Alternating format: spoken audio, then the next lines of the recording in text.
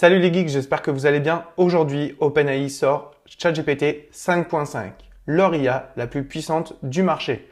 Elle est 2 fois plus rapide que Claude Opus 4.7. Ça y est, la guerre entre les IA est relancée et OpenAI reprend de l'avance par-dessus ça.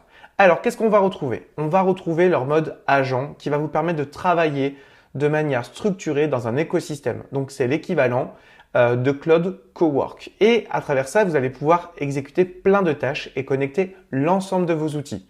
On va pouvoir, par exemple, gérer la segmentation de son client idéal et de pouvoir travailler sur différents profils, différents personas pour faire des prédictions de vente. Donc ça y est, on peut commencer à gagner de l'argent avec ChatGPT. On va pouvoir créer maintenant des slides et des présentations pour ses clients. On va pouvoir maintenant travailler des visualisations en 3D pour avancer sur ces projets. Donc ça, c'est vraiment bien. Ça remplace en quelque part Claude Cowork et ça vous permet aussi de faire du Cloud Design. C'est-à-dire que maintenant, vous pouvez visualiser en 3D vos projets. Je vous montre la vidéo. Et en même temps, vous pouvez créer des diaporamas, etc. Donc par exemple, moi qui suis un geek et qui joue à Kerbal Space Program, si vous connaissez ce jeu et que je fais un petit clin d'œil, vous allez voir qu'on peut visualiser les courbes et les déplacements entre les différents corps célestes. Et bien là, c'est exactement pareil. Ils se sont amusés à reproduire la trajectoire rendue avec les données vectorielles de la NASA. Ils ont mis toutes les données dans ChatGPT et ChatGPT a reproduit à travers un logiciel les courbes vectorielles du passage du vaisseau Horizon entre la Lune et le Soleil. Donc c'est vraiment intéressant de voir comment ChatGPT évolue et qui va lui permettre d'être à jour par rapport à Claude qui avait pris beaucoup d'avance ces derniers mois, ces dernières semaines. On va retrouver un petit commentaire qui m'a beaucoup plu dans l'article. Alors attention, c'est une traduction entre l'anglais et le français.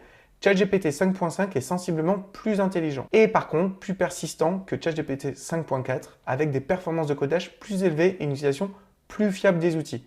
Donc le fondateur de Cursor qui utilise le modèle de langage de ChatGPT Code pour ses clients, eh bien en fait, ils sont en train de se rendre compte que c'est plus fiable pour les outils et notamment pour gérer tous les logiciels d'interface.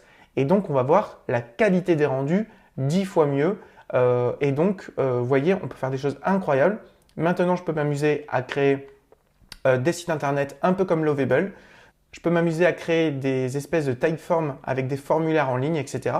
Donc, ce ne sera pas aussi puissant que Typeform où il y a beaucoup de données qui me permettent d'être exploité dans le cadre de ma commercialisation, de mon marketing, notamment sur qui a cliqué où, qui a fait quoi, etc. Pour l'instant, on ne peut pas voir les métadonnées aussi détaillées que les logiciels SaaS existants comme Typeform, par exemple.